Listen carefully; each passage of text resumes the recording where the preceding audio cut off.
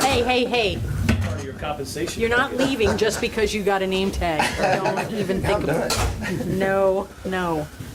Good morning. It's 9:02 on June 21st, 2024. I'll call to order the meeting for the Anchorage Advisory Committee. Let's have the Pledge of Allegiance. I pledge allegiance to the flag of the United States of America and to the republic for which it stands, one nation, under God, indivisible, with liberty and justice for all. Okay, we've got a full house this morning. We've got John Wesley Nash, Chris King, Ted Lowell, Ed Schoonover, Jim Hockett, myself, Sam Lurie, Vice Mayor Adderholt, and Harbor Master Curtis Ludwig. And is there any public comment this morning? Seeing none, we'll move to approval of the minutes. Everybody get a chance to look at the minutes. We have John, comment? No, sir. I was fast on the response. Oh, I have a correction. sure. On the minutes, under the discussion about the third-party marina operating mooring field, I think what I said was that I see that there are synergies if there is a person who could operate the upland facilities for us, but not the whole mooring field operation. So I think it took my words out of context a little bit. So if that could be corrected. And you wanted to say, look at each segment individually or something like that? No, I think correction? what I was saying is that I think it's a win-win if there is an operator who has an interest in the same sorts of upland facilities that we do. So let's say there's a marina and they need upland facilities for their customers. If we could merge those two things rather than operating separately, I think that would be a win-win.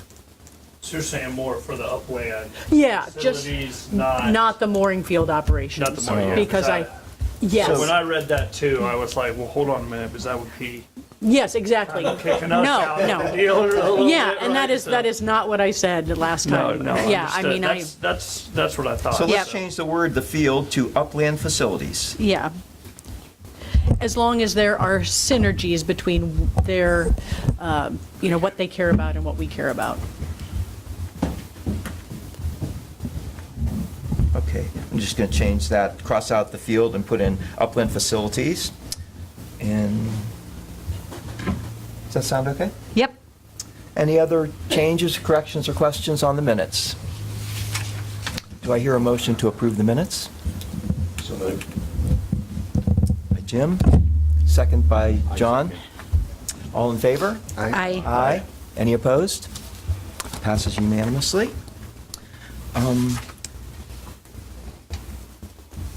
I see Nicole is here, and we're at staff reports now. Do you have anything to report or anything to?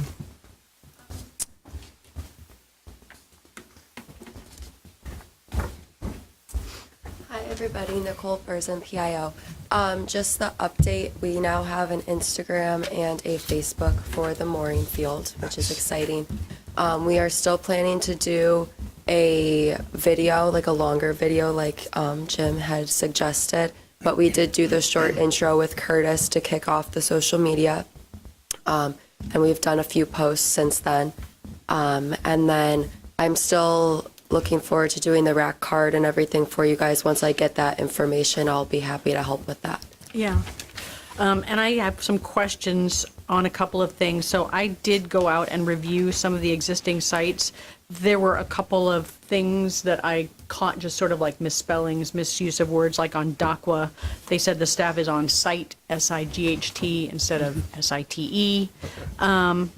And then there were a couple of word uses on our FMB site. We talked about the mooring fields are great for transient boaters. Is transient the right word, or is recreational, or transient is definitely something that's used in the world? Transient's definitely a word that's used. Okay. In, Okay, sometimes transient doesn't sound good, but in this context, if that's what you call it, then, And okay, maritime, recreational maritime, that's the word you're seeking. okay, okay. Is this a good time to just talk about creating the rack card and the information that we were talking about for some sort of a boater's welcome kit? Yes, absolutely. Okay. I know that on. So I did some thinking, and I took what, the chamber puts out about all of the things that are open and available on the island, and then I meshed those up against the categories of amenities that we talk about on our mooring field page.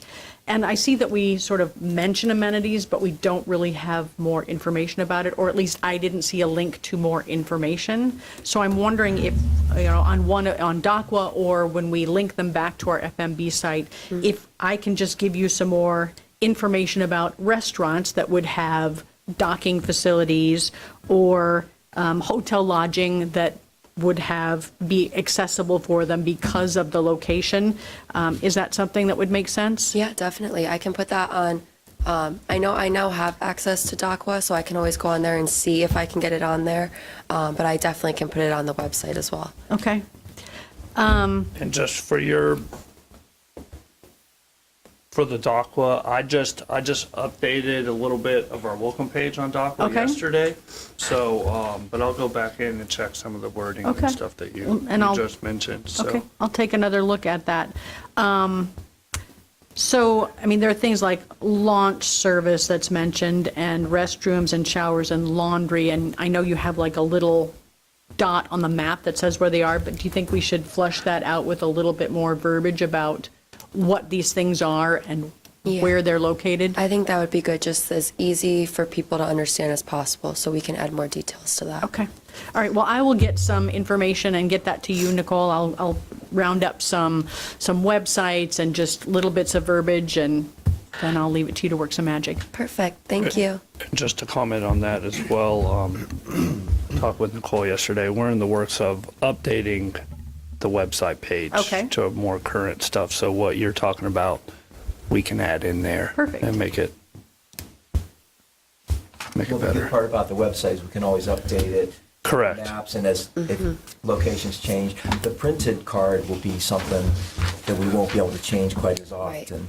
So, But if that card just includes like a link to the page, or Yeah, we even can if you put do a a QR QR code, code. there you go. Yeah. Yeah. Which, and we're still going to have the same facilities, even though they might get shifted around a little bit. If we Yeah. Correct. make And that, so that's a little more permanent, and then the web page will be a little more flexible. Yeah, definitely. I think for the webpage, that's going to be something we're always going to have to keep on updating with how we grow and things like all the changes that are going to happen as well. So With anything printed, as long as it's got the website on there, or the DACWA, how to get to those sites.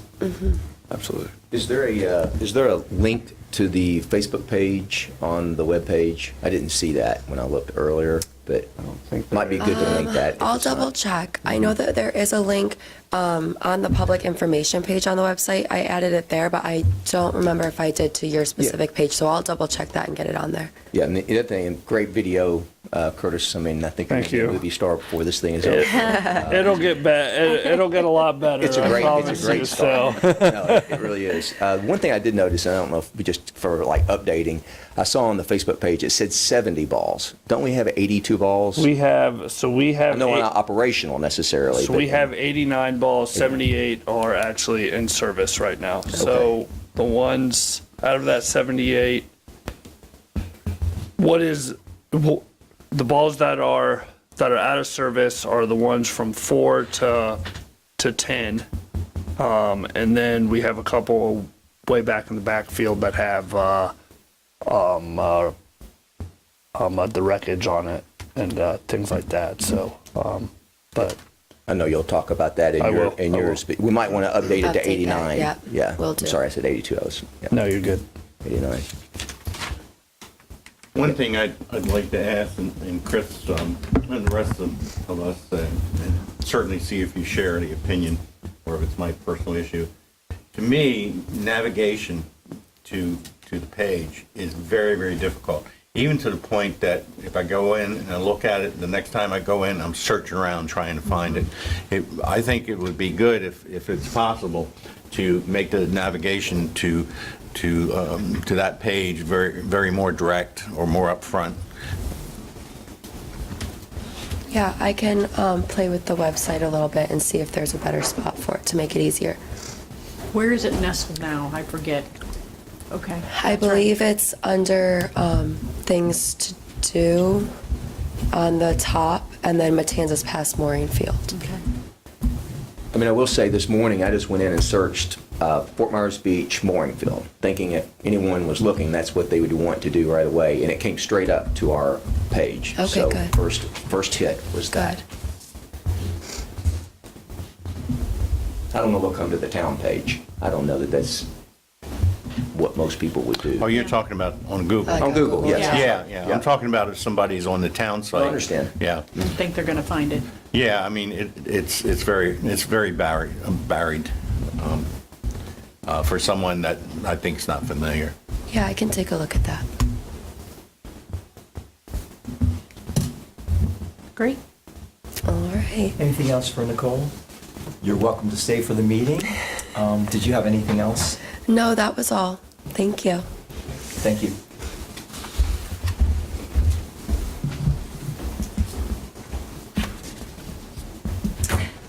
Okay, I'm going to continue with staff report. Curtis, did you have a report for us today? Yeah, so things that I want to report on, and some what we have going on right now and the new stuff. That's the biggest thing right now is the dinghy dock. So we just got our plans and our permits and specs for the new dinghy dock. We are in the process of putting out the ITB right now for bid to get that out, and hopefully once that's out and we award it, we'll say about 60 days is what we're expecting to get started after that's done. So that's the latest and greatest. We just got that information this week, so I'm excited for that. Is that located in the same place where it is? Same place. It's just going to be constructed a little bit differently, fairly the same, but a little bit better. We're shooting out. We're shooting for the aluminum dock. That's what we want. I think that would be the easiest. If we have storms and stuff like that, we could remove it and things of that nature. So we're looking at that. Correct. And it's not as heavy as the concrete.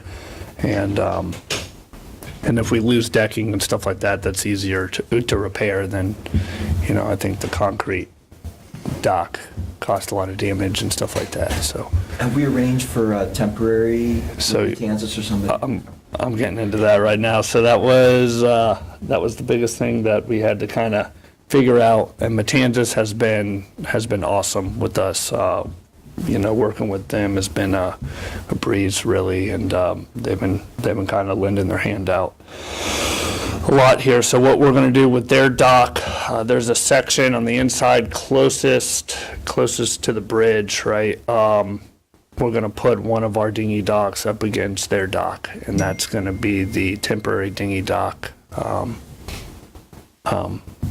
for why the construction's going on. We were going to kind of use the bulkhead right there, but it was kind of too close, so went back and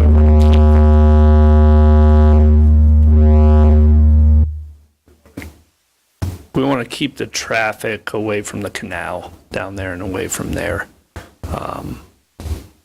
The restaurant and everything for them. So that's what we agreed on, and that's what we're going to move forward with. Excellent. And maybe even pay extra attention to having them long painters in case it stacks up, huh? Correct. So that's why we are putting one of the docks we have now, right, up against their dock, so they'll have enough. They'll have that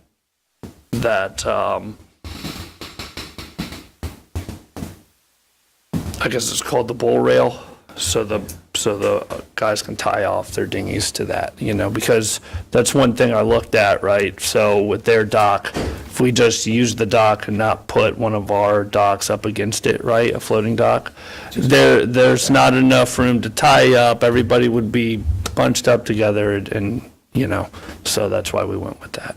And that's in the plans for the contracting as well, for the contractors to move the dock and put it in place as well, so. So I'm assuming we're going to do this as fast as possible. Any idea how long the temporary will be used while they're installing this? So they're saying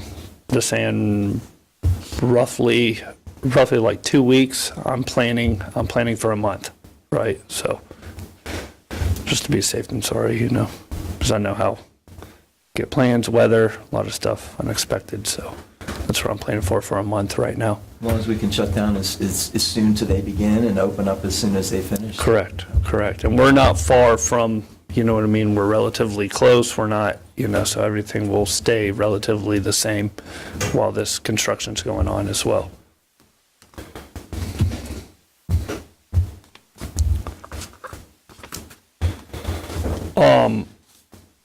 The next project we have upcoming and getting close as well will be the debris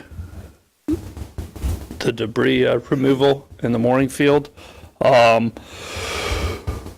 have that set out to put out for bid as well here soon. I know the engineers are kind of wrapping up their last plan, so we should have that very soon as well. So that should be that. I'm hoping that's going to start probably roughly a little bit after the dinghy dock, so I kind of want to finish one and roll in or get the other one started as the other one's finishing up. So that's the plan now. What kind of stuff are we talking about? So Needs to be removed? Talking boat parts, debris from the, we have sonar pics of, So we have scans of the. yes, sir. The grids. Yes.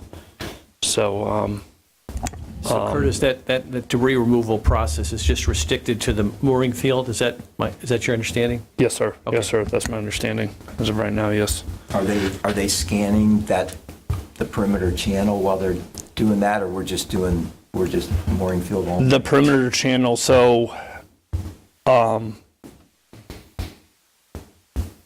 it's just the mooring field as far as I'm concerned. The perimeter channel, really, I think that falls into the Army Corps of Engineers, Coast Guard. They should be, that's, you know what I mean? If there was, I feel like there wouldn't be a channel if that wasn't already done, right? That's kind of where I'm Yeah. thinking. So it's just a mooring field for us. That's, the know if channel there's- and stuff is outside of. Do we know if there's been any reports on any current updates on the channels that surround us? Even if we're not responsible for doing it, do you know if there's been any sonars of that or soundings of that to see if there's anything in the way, or is that pretty much cleared up? I can't remember. They took a lot of stuff out of there. Yeah, I don't know where they are on that. I know they've made significant progress, but. Yeah, I haven't heard any update. I'm not sure, Sam, I can. Just at some point to make it complete, if there is information on it, we'll add it to what we have. Yeah, I'll look into that for you and, As it relates to the cost of the contracted services, are there FEMA money or anything to cover that, or will that come out of the budget? I mean, how will we cover the contract? no, we have, that's gonna be FEMA money. Okay. These are FEMA projects, so, Both the dinghy dock and the, yes, ma'am. okay.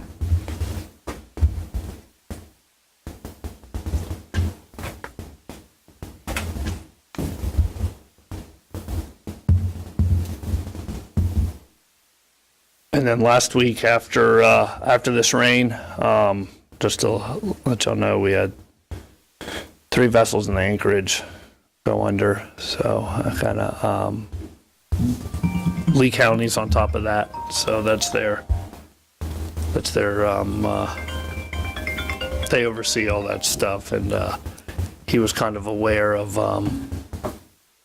those vessels going down, so he was kind of waiting for that to happen. So one of them's right outside our mooring field and right before the channel. So, but they're on top of that. They should boom that off just like the one we have on ball 58, I believe, right now. So, but that's up to them to kind of remove that. So, I'll give y'all an update on that next meeting once I have better word of what they do. I just reported it this week, earlier on in the week, Monday. So, I don't have any updates on that right now, but. Had they been derelict before? Yes. These are derelict boats. They've had their eyes on them. There's one of them that Lee County already put the sticker on their boat for them to get it removed and stuff. So now that, whatever they're going to do in their process to get it removed, that's what they're doing now. So.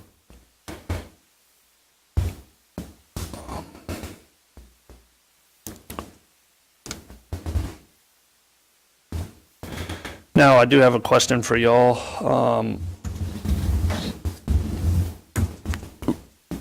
Now, for the dinghy dock, we have the old dock, right? We want to save that dock and use it down the road in the future. Do y'all have any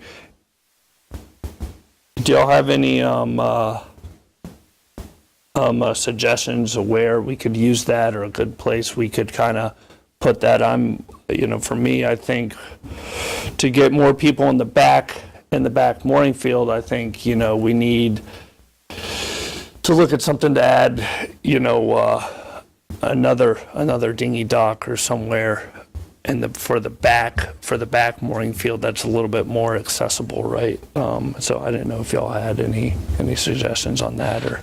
Vice Mayor, is that something that would be, not drop off, what's behind here, the canal behind here? Is that something that would go back there, or any ideas of where that would be either stored or used? I'm completely spitballing, but I mean, do folks have the ability to go to the Mound House?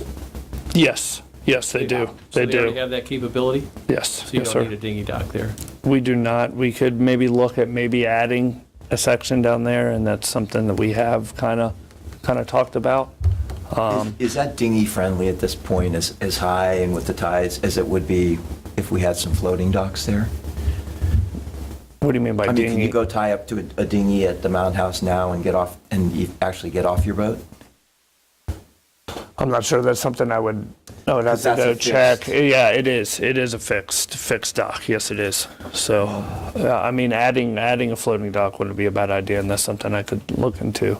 And would Sure, we have free. to do a couple extra pilings, or can we latch on to what was already there? That's something we would have to look And at. would that be something that we would tow, like just tow there? Would we have to do it on land to move those floating No, docks? we could probably tow a dock over there, I would think. And that's something that I would, I think it's something worth looking into, because that could then, as Chris said, if she's listing all these amenities, that's another amenity that you could take if you're just visiting Fort Myers Beach, you could take your boat over, or dinghy dock, or your dinghy over to the Mound House and check that out. If it's not a sunny day or whatever.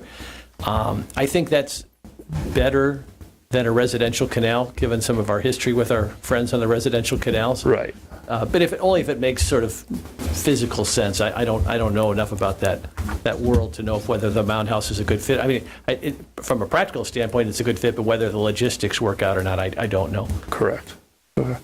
And if we could tow them instead of having to get a crane to get them out to dry store them, where they're not going to be used for anything, it'd be great to use them for that, or for something. That's a great idea. Like you mentioned, it is a fixed dock, and obviously there's a lot of change that occurs there.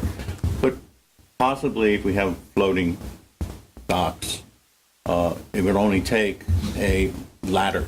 Right, not a gangplank. We could Exactly. probably get by with a fixed ladder on the fixed dock, but getting up and down from the dinghy to the fixed dock would be hard. But with a fixed ladder, Sure to have, yeah. And that's an easy thing that we can add, so.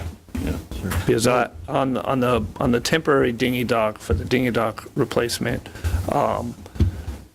we're gonna have to add some ladders to their dock, just just temporary, for safe travel up and down for the tides. And for the pilings, we might need independent pilings so that they could have the up and down. Just because the pilings there might not be satisfactory with the. You're talking about adding other pilings to Talking put about it like attaching the floating dock with the U bolts or whatever they attach. with the them D-ring, with the with the D rings. Yep. They're going to have room To- to do the ties. So I guess we can look at it and see if it's, if it's already suitable for it. That would be an easy Absolutely. hookup. Okay. If not, we might need a couple pilings. Right, put in. right. Yeah, because depending on the tides, if you're going to put that D-ring or put the dock to the existing pilings, right?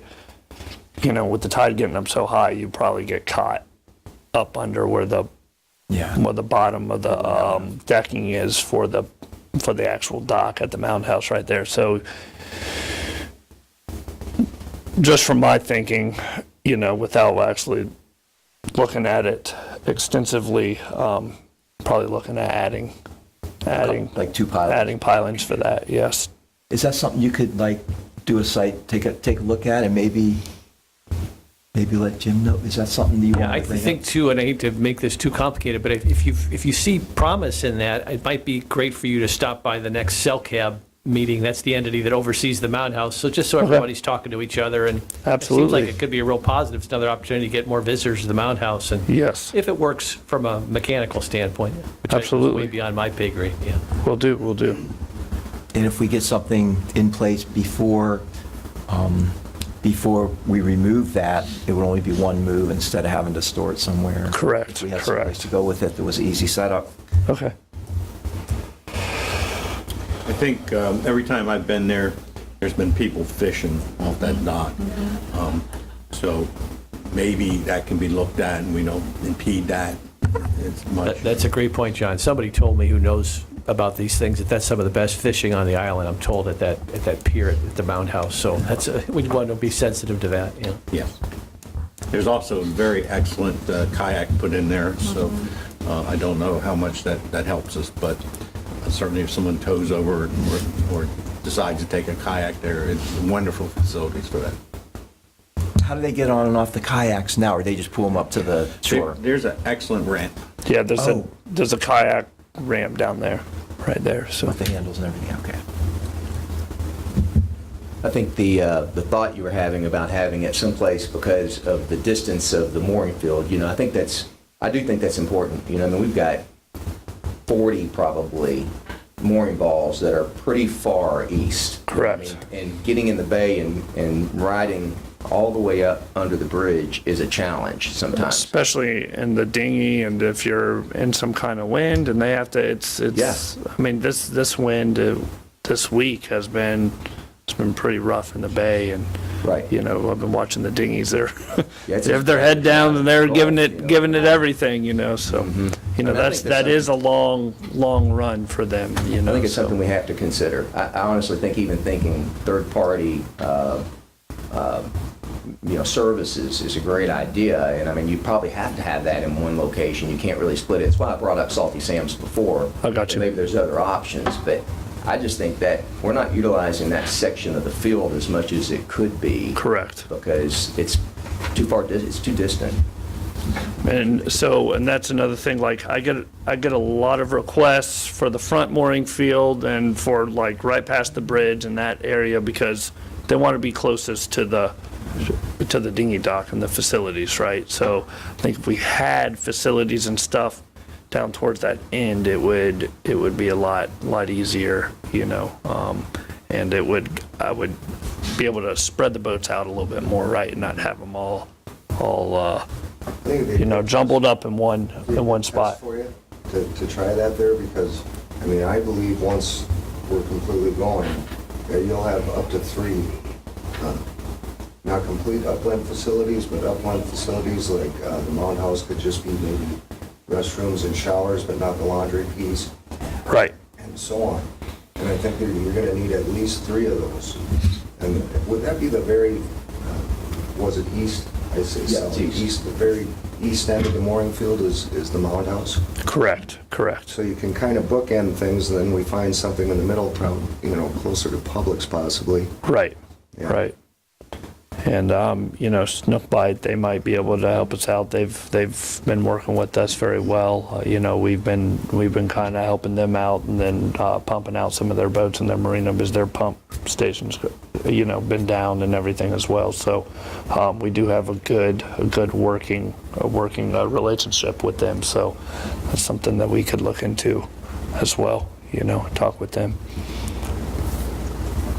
Yeah, a couple designated places wouldn't have to be huge. A Snook Bite would be nice, just for 1 hour limit or whatever, so people could get to the grocery store, get to Publix, and not stay there all day. Just have it, temporary to get groceries. Is that what you have when it says the suggestions Yeah. from Snook Bite? Is that what you were speaking of? You have that listed here. Yes. Yes, it is. Okay. Well, this kind of goes to my thought about synergies with upland facilities. So if we could share something with Snook Bite, compensate them for being able to have our boaters use some of their facilities, to me, that's a Well, I win think we can rather do than- other trade-offs with them too, Chris. I Yeah. think that we can give them some advertising rights or something, and we can go so far as to name different parts of our mooring field after different Sure. businesses. Yeah. And I could see, if I was an entrepreneur and, let's say I owned a popular restaurant and hotel in the town, and there happened to be a song by the artist that kind of inspired my restaurant that was called One Particular Harbor, that would be really cool to be able to, and I think we could do that throughout the entire mooring field, and it would help with our financial situation, possibly, and it would also plays into the marketing end of the thing, and it gives the businesses some exposure to our visitors, so. That's an interesting idea. What's up with the selling naming rights? Has the town council thought about naming rights for certain things? Well, I think because the mooring field is sort of quasi-independent, I think it's a little bit more appropriate to talk about that, and I think it's a really interesting idea. And again, as long as you can find a synergy between that entity that wants to be a sponsor, where it sort of makes practical sense. So it's like, it's not just, Kentucky Fried Chicken. You Right. want to have some kind of a local connection. Yeah. But I think it's a great idea. There's actually three fields, so easily three names would be better than Central, West, and East. Right. But No, I like that Central, idea. West, and East do tell you where they are. People think North and South. They don't think West Right, and East. right, right. Yeah. Oh, yeah. Unless you have a compass on your boat. Right. Because when I first came here, that's what I was doing, so, no, I understand. And also, the international language, they're pumping gas again. I think it's Snook Bite and it's Salty Sam's. I know they're pumping gas. So they have product and services to sell there. I don't think the parts department's open at Snook Bite, but they must be servicing, they're getting all that rolling, and same with Salty Sam's, and Moss is doing the same thing. And hey, the more places that we have for people to go and find these things, it's better for the businesses. And that's what I think about when we talk about third party. I don't necessarily think about a different entity like running the mooring field for us. I think of it as more of a partnership with an upland facility, or with, I hate to say naming rights, because it would be more like sponsoring an area of the field. And it's just us working with the businesses for marketing purposes and getting their name out there for our visitors that come in. I agree. I like that idea a lot. And we can list every business on the beach, but if we set some parameters, we might be able to have like an affiliate list, which is just with a little more detail and a little, that are going to give us a little something extra also. Yeah, absolutely. Well, we can start with, this welcome kit. Right now, we're just trying to get information out there, but at some point, we could sell into that. I mean, it could be, do you want to advertise something special to boaters? Otherwise, we'll just list you. But if you want to have a special offer or something, that could be some advertising revenue. If we, I agree, this could be an excellent idea, but if we start saying this section is ABC, name it after whoever entity decides to buy it or come up to it, we still need to understand that transients won't understand those areas. So it needs to be, in my mind, mooring field ABC / north, central, south, whatever it takes to help transients understand. Something geographical on there, so Exactly. they'll be able to segregate. Exactly.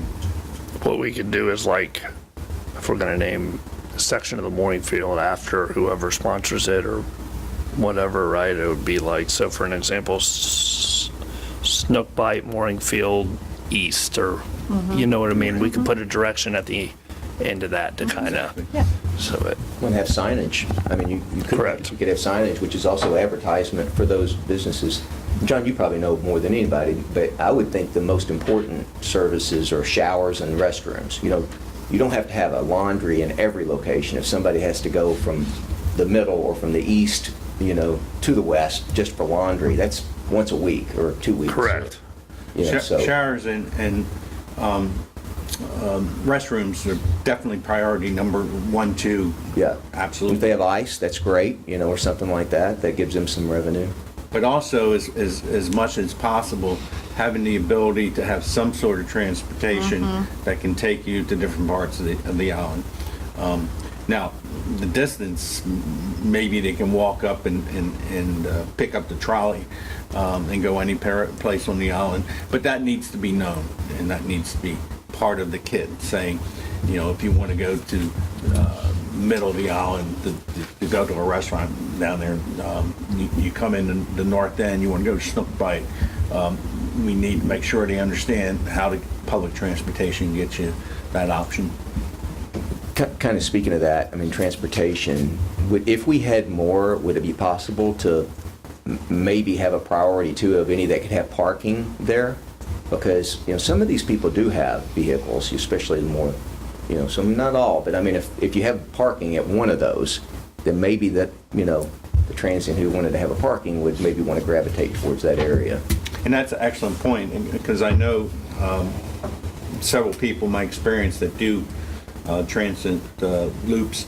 A lot of them, if they're going to be there for an extended time, you're going to be there for 2-3 weeks, they rent a car, and they really need a convenient place to put that. So that's a wonderful idea. I'm not trying to oversell this, okay? I promise. I have not had a conversation. That's still why I go back to, I know it's not on the island, but I think Salty Sam's, those guys might have parking. I know we're struggling over here, so if we have that opportunity here, but we want to keep them off the bridge too.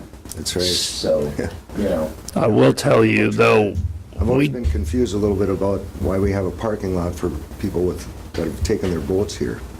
I can't draw the parallel with that. And I think that what the town really needs to do without getting too crazy is probably discourage the use of renting cars and bringing more cars onto the island when they can just take their dinghy down or public transportation like we talked about as well. Or could there be a golf cart service? I mean, could there Yeah, be somebody who but could run a some people don't want to shuttle? just stay on the island, right? Yeah, Some right, people are true. coming to the region. Some Yeah. people Yes. are staying, you know, 10% of the people can be there full-time. Where do they park? Right, because that's in our also in our guidelines, so. so just to let you know, we do offer the boaters a parking pass, right? And that is done through the length of the reservation that they make, right? So, And that's just at the Matanzas Bridge. that is right there, yes, correct. So, And public accesses, they get the same as yes, as yes, resident pass? yes, so anywhere, once they get that parking pass, they can park at any of the public parkings on the island, right? That's how. Not sure the capacity, but the Mound House extra parking lot, is that super big or not really? It's not super big. It's not super big, but it's also underutilized most of the time. I wonder if we could include that in our in our past, if we should set something up at Mound House, if we can include that. I think it's a good idea, yeah. Well, I It's one of think the more you spread it out amongst the town, the better. Especially getting away from that core Times Square area is That's a wonderful point. But even having trolley transportation to where there would be a parking space anywhere on the island. But I agree with Jim. If you're going to put a car, if you're going to rent a car, it's not to go up and down the island. It's to get off the island to look at attractions around the island. And big grocery trips, and Exactly. people that have boats, you know how to haul around a lot of equipment sometimes. But Connecticut's awesome because it's not that far of a walk to the beach. It's a really quiet beach. The trolley stops right there. You know, another advantage is a lot of long-term transient. They carry bikes, foldable bikes on their vessel, which is excellent for them, especially how close we have, how concentrated we have attractions or restaurants in the North End. Don't let them on the sidewalk. And electric scooters. Yeah. Well, when we get our elevated bike path, it'll cancel that. Is that the Jetsons swish right there, something, and then they fly? Well, by then, we'll have flying cars. Yeah, so. right. So we I won't see have some of them starting to carry scooters, which is really pretty Yeah, easy to carry, absolutely. easier than bikes. Absolutely. I got a couple of them, the electric scooters down there tied up, as we have a bike rack down there for people to lock up their bikes and stuff like that for transportation, so. But no, the electric stuff's definitely showing up more, for sure. They have electric outboards now that they're using for on their dinghies too, so. Yeah.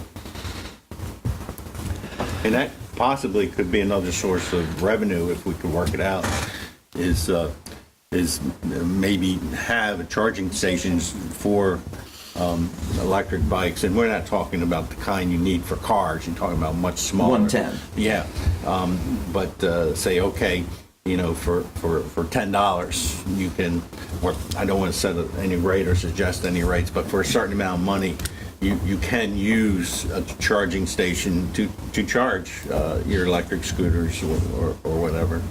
It would be an excellent convenience and a good attraction. I don't really know of any other mooring field on the eastern side that really has that yet. Right. I know that these, like you're saying, I know towns are coming up with these electric scooters that they're just stationed. They have different stations throughout the town, right? So bigger cities have them, stuff like that. Yep. I know when I just left Jacksonville, they were starting to become a big thing, right? Put your credit card in, you take a Correct. scooter, you bring it back. So, I mean, that could be, I don't know what, that could be something for the town council and stuff like that to be talking about, but I think that could be a thing for our boaters, right? Get off the dinghy, then on transportation, there's a station there with scooters to go. I mean, that's something we can talk about further on We down might the road, actually right? have to be able to have somebody that wanted to run a kiosk out of there or something, that location. It could be for dinghy people, it could be for people on the mooring field, or just people in general maybe that wanted to set up under the bridge to do that. Yeah, Only but problem with that is people, they leave the scooters wherever they say do. just leave them wherever they And go. none- But if none you of had those people are- returning them in the None of charging those are station. manned. That's all just, Just all computers right. following you. Yeah, Yes. but they do. They're just in a They rack. do. Right. They just leave them wherever. Credit cards. And then somebody else grabs it at that. But location. I know the companies have,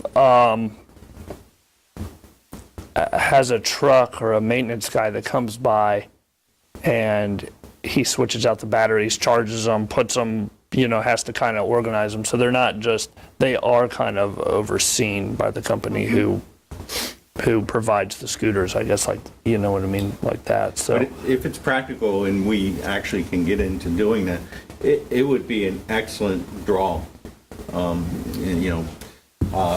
What's going to stop up here instead of going to Naples because we have that capability, or Marco Allen or any other Fort Myers, that would be an excellent draw. Because otherwise, they just have to use a generator to charge them on the boat, right? Is that what they typically do, John? They do, but those generators are pretty stressed to basically just handle what's on the boat. And the amperage that it's required to do a charge, that's seldom found on boats.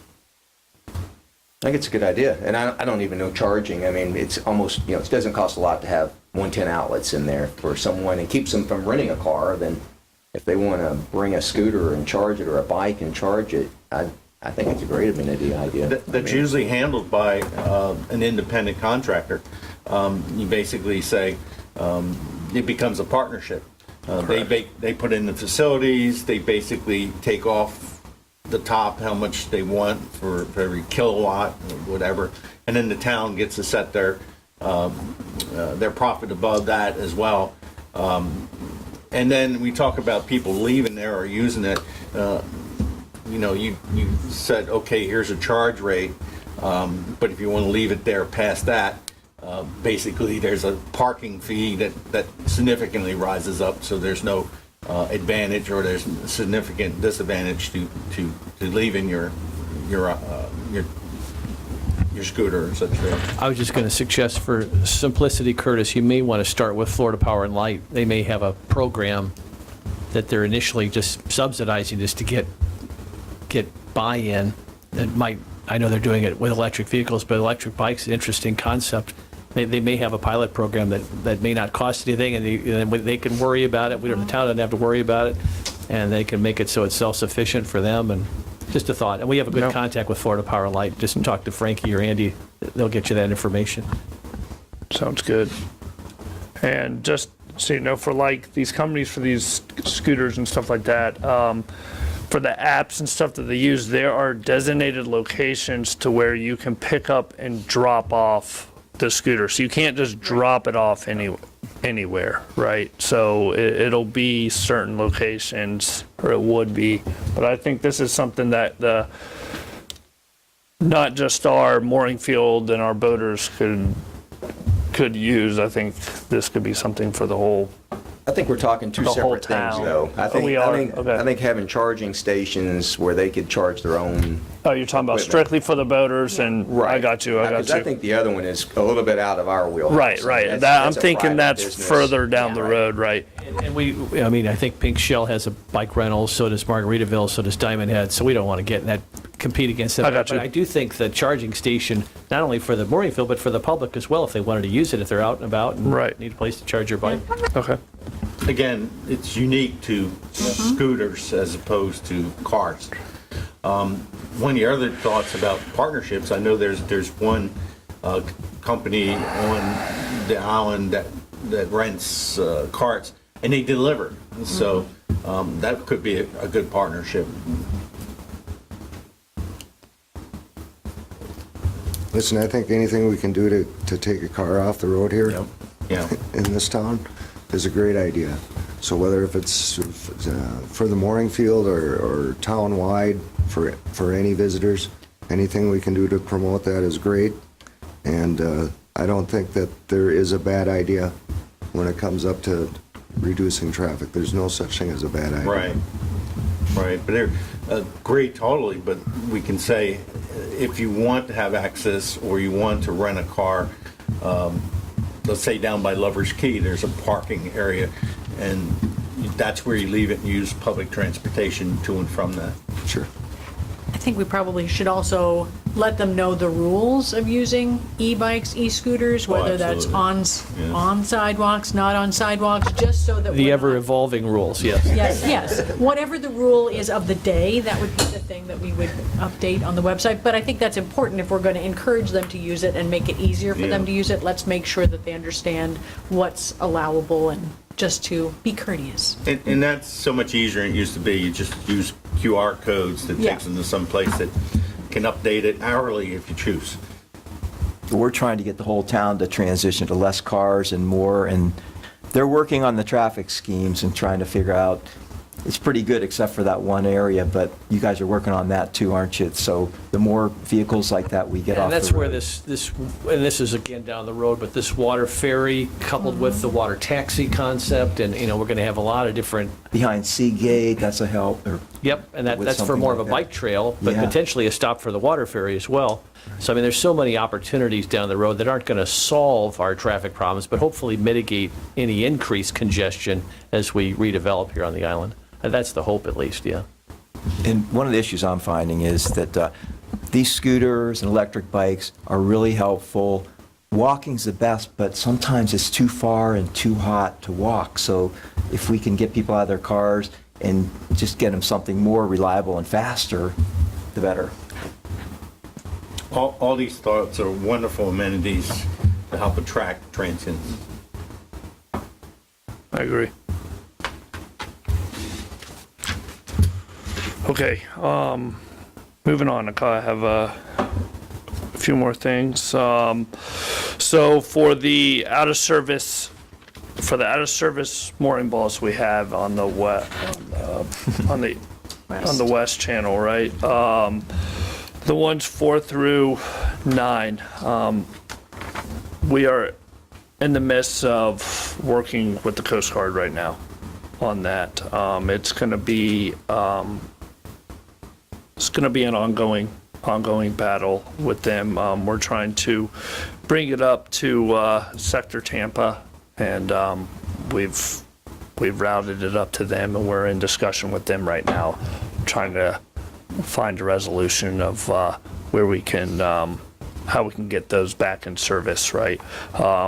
We have permits from the Army Corps of Engineers, which obviously the Coast Guard was on, approved as well, but then deemed them out of service. So it's we're still working on that, but I don't have any specific headway on it. It's just we're still in negotiation on it with them is where we're at. So On that, that's balls 4 through 9. Yes, sir. Are balls 1 through 3 near the pass, are those open? yes, sir. and functioning? Okay, Yes, sir. so and they're operating. I think we have 2 boats on 1 and 3, and we have a bigger vessel coming in next week sometime that'll go to 2 right there. how's our capacity with the ones who need the bigger balls and can't get under the bridge? Do we still have some openings there? Or is We that pretty do. much filled? We do. Right now I have 3 openings, but on the weekends that kind of gets kind of tight, right? So I like to try to leave 1 ball open if I can, if not 2, just for those last minute weekend people, or if I get something that pops up. But what I've been doing is, the mast height, if you are 60 foot and below, you're going to the middle or backfield, and then we've been organizing where they go based off of how long their boat is, and then also how long they plan on being here too, and their reservation stay. So that kind of plays in a factor, and we have a system that I've been trying to put into place of where they're going to go based off of that information, to try to keep it organized in the field, Curtis, I don't recall, but I know just from looking that the hot spot of the mooring field is prior to the Matanzas Pass Bridge, where the 6 balls are out of service. Those are always full, and then as close as you can get to that is always pretty full. Correct. Do we adjust our pricing? Like, is it more expensive to stay in that area than it would be? It is not. It is not. The pricing's the same across the board. So that's something we can look into. Is that typical for other mooring fields to keep it all the same, or you pay for location? Because location. I think a lot of stuff, marinas and stuff like that, right, with the actual wet slips and stuff, they more go by the vessel length, right? I think, but I mean a set price I've seen as well too. So it varies really. The problem with Ed, variable I'm sorry. pricing, no, go ahead, John. So Ed, I know we talked about that previously. In fact, I think it was one of the things I brought up. 2 months ago, I did a study. I looked at all the transient opportunities or mooring fields from basically Tampa down to the Key West. And that escalation of costs per stay, nobody else is doing it. The issue with that kind of ties our hands when you want to assign and shift people around. If there's variable pricing, it might complicate it for you. Correct. Pricing for area is more of a practical thing to do. But again, I don't see that. But what's interesting, up at different places like in Sarasota Bay, they're up to $45 a day for mooring. So we maybe can look at the cost of our current mooring rate. Although again, when I did this study, it's pretty much set where you would expect it right now. I don't think it's out of the question to do. You're in a much better location. You're closer to Times Square in the North Core. You're definitely getting. It's a much nicer place to stay than if you're all the way down to the east by Mount House. If you're in that area, and I don't think it would be crazy to say, hey, this is $10 more a night or whatever. I mean, hotels do it with their pricing all the time. Yeah. If you're in a suite, it obviously costs more than the double queen. Or Gulf View, Garden View. Correct. Right. Parking lot right. view. Yeah. It may be more practical, possibly. You get larger boats, they certainly take up larger areas, maybe by length of boat or taking up some of the larger mooring balls. That would be very practical.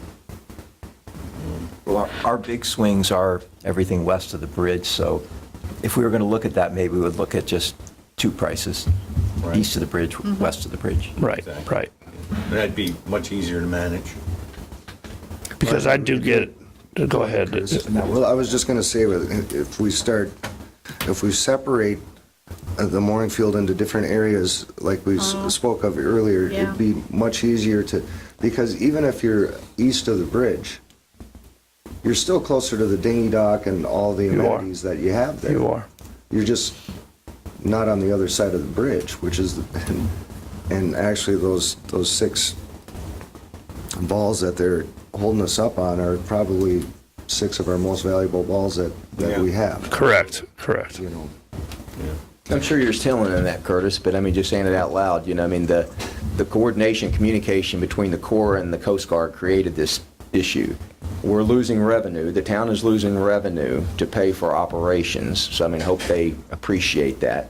And then if we have to move the balls, I mean, I know you're trying to get the balls back in operation, which is definitely the right negotiation. But if we have to move them, I know how getting money from the Corps would probably be, but I mean, they are responsible, the 2 of them, so let's at least try to play that out, Okay. because there's going to be costs associated. We're already losing revenue, and then cost on top of that is. See, what I am trying to shoot for and trying to pitch to them is not necessarily us moving our balls, right? It's more of them redoing the channels and just putting them on the inflection points of what we talked about with the engineers that we've been working with and everything.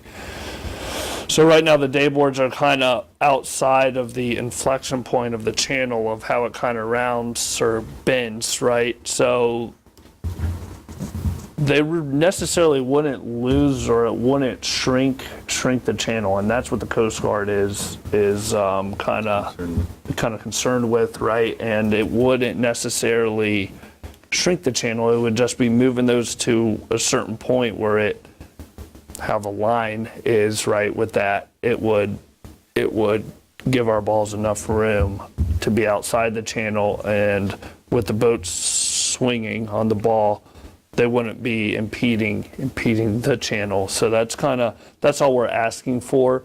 I think we're we're in the works of trying to set up an actual meeting, a face-to-face with the local Coast Guard, get them on board first, and then we're going to move on to bring it to sector and try to fight that battle up there with them. That's kind of the steps that we're going about it right now. So I'm just so confused about what changed, because at one point when they put those balls in, they were fine. with the Correct. Coast Guard. Correct. And all of a sudden, something changed, and I still, I mean, what changed is what would determine right, and who I'm would be still responsible for the relocation of those if they need to be relocated, even. right, and I'm still trying to learn about what happened there. I don't have a full explanation of what actually went on there with that. So that's what I'm trying to do, is get down to the bottom of that and try to find a that's- resolution. And 2 green markers? That's two yes, green- yes, two sir, green markers. yes, sir, yes, Sam. Curtis, are you having trouble reaching the right people at the Coast Guard? Because you can go through your U.S. congressman or our 2 U.S. senators. Their office they have liaison offices with the Coast Guard that could help interface if you're having trouble reaching the right people or getting a response. Okay. Is that a challenge that you're?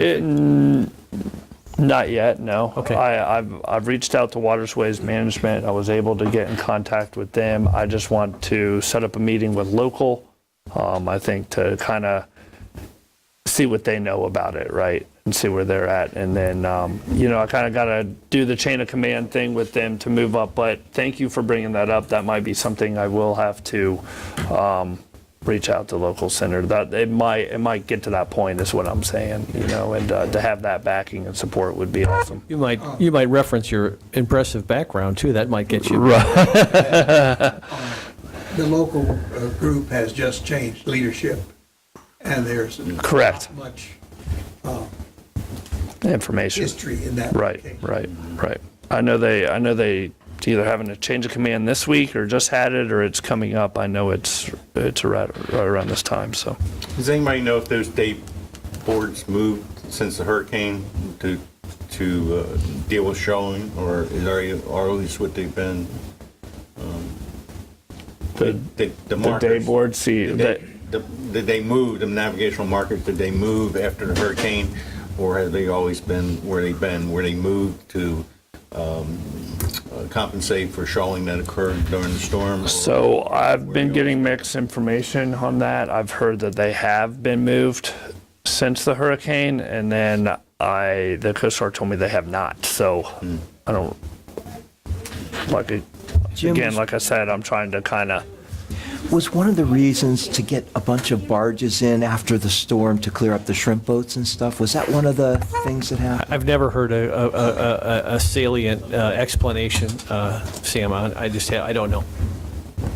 I think we were just thinking maybe that was a possibility when they had all those big barges coming in, but Yeah, that's what I heard too, Sam, and I don't know for sure, A quick check of the Coast Guard light lists. Correct. Right Correct. before the hurricane and where they are now would really clear up that question.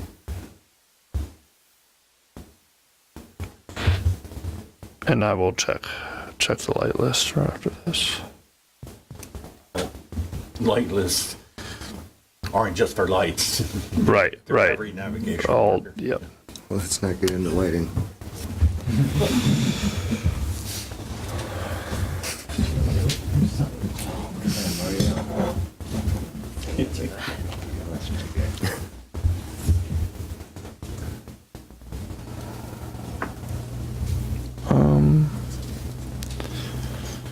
And then the next items I have on here are just kind of more of like, I guess like housekeeping items and stuff like that. We need to talk about the September 23rd meeting. yes. The town council, they have a meeting on that same day, September 23rd. The available dates that I have available right now will be September 16th, the 24th, or the 25th. So, The 16th is a Monday. Does that work for you, Jim? I will be out of Not town. this Jim, Mr. Hockett. Oh, Chris Oh, will but be out of is that a town hall meeting on that Monday? We have to be careful on Mondays, huh? No, No, it's that's, the 23rd. The 23rd. Oh. That's why we're moving. Yeah, we Right, have that's why to I'm moving. move, we have Oh, to 'cause move that's the September third Monday. 23rd's Okay. meeting. Yeah. That's the That's third what we one. have to Okay. do. Do you want to make it the week before on that 16th? I think Chris had a, yeah, I'm out the 24th and 25th in Des Moines, so Oh, the so the- 16th works for me. oh, okay, Did you say the 16th works for you? Is that what you- It works for me. Okay. okay, perfect. I think the 16th works for me. On July or August. That's going to be September. September. So next month, I might as well do this now while we're doing meetings. Yeah. Next month, there's no meeting in July. Correct. In August, it's going to be August 26th. Correct. So we'll be looking at nothing in July, August 26th, September 16th for our next two meetings. Is that going to be okay with everybody? It works for me. All right, so, I mean, motion or just make a note of it? Just make a note of it and tell staff to put it on the calendar. Okay, Curtis. Sorry, Curtis, I have one question, if you don't mind, and I don't need to, I'm just curious. I mean, we talked before about the budgets, and I know the council is having a lot of conversation about taxes and all kinds of fun stuff like that. I feel like people will be looking more and more at expenses, as this gets closer to, that discussion. Is there an idea, I'm just curious, and you may not have enough history now to know, but when you look at the mooring field versus marine operations, do you know like what percentage of, what do we have, 3.5 people on assigned? Is that what it is, I think? what do you mean, for my team? Yeah, for your team. Under my team? Yes, so it's myself and three others. And I just got done with the hiring process. I hired three guys here recently. Actually, we just finished yesterday. So, but no, yeah, that's what I'm approved for in the budget, is myself and I think three it's just others. something to keep in the mind, is that, because there's going to be, through certain avenues, there's going to be criticism of, if we're not budget neutral, that's going to happen. I see that coming. And I just want to make sure that the residents understand that all of those people, all those resources, all of the budget that we're having is not going just to the mooring field. There is a marine operations portion of that. Correct. And I don't Correct. know what that percentage, you could even break it out on a percentage, 60/40 or whatever, but, I think from an accounting standpoint, even when you look at the budget, Joe only has, town of Fort Myers Beach mooring field. It's more than the mooring field on the budget. It's mooring Correct. field and marine operations. And I feel like it's important to start looking at it that way. Yeah. Right. And preparing for that discussion. So the people, Someone said recently that they were separating those budgets. I don't know. I think Joe said he was working to. Yeah. Correct. We create some have clarity certain around that. grants that cover us for certain things, for the mooring field, marine operations and stuff like that. So it is So the employees that separated, you and I can hired- look into the percentages for you. do they also work in public works? Are they strictly working for you, or are they public works employees that No, help no, out? we hire guys strictly under me. Now, recently, how things have been, Public Works has been giving us a hand, right? Okay. But, no, they're gonna be strictly marine operators.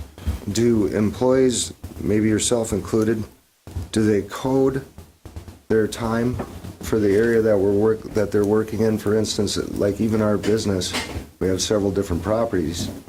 When someone goes to a certain property to do business, they code their time while they're there to that property for budgeting purposes for us. So we know how much time is spent at each property and how much money is being spent at, even when they buy supplies, everything like that. It's coded out to where they're actually working. Is that something that we do here in Fort Myers Beach, or? Yes, it is. That's built into our system that we have in the payroll system and stuff. When they have to clock in, it's all done. They have it where it's a location thing and stuff like that. And you have to clock in within your division and stuff like that. So yes, we are keeping track. We have to keep track of man hours and stuff like that as well for some of these grants and stuff that we get. So when So everything's being, our hours and everything like that is So when being, Mr. Joe throws us this budget, is that taken into consideration? Because I don't see a breakdown in the budget of, they work this long at the mooring field and they work maybe this much for marine operations and the rest of it they're in public works. I don't, in the budget that Unless you have a separate one for marine operations that we're not seeing. I correct. think he did in some slides that he shared, but I don't remember exactly what was in that. And I think that, gets to my point about why I put these slides together, is because we want people to see the entirety of what Curtis and his team are doing, and the fact that marine operations may be the umbrella, but mooring field is a part of that, and then there are other things that you do. So Where's that this is story? kind of how I'm looking at it, and I'm still trying to understand how the town kind of has it separated, right? I mean, the way I look at it is the mooring field falls under marine operations, right? The mooring field is part of the marine operation, so it's just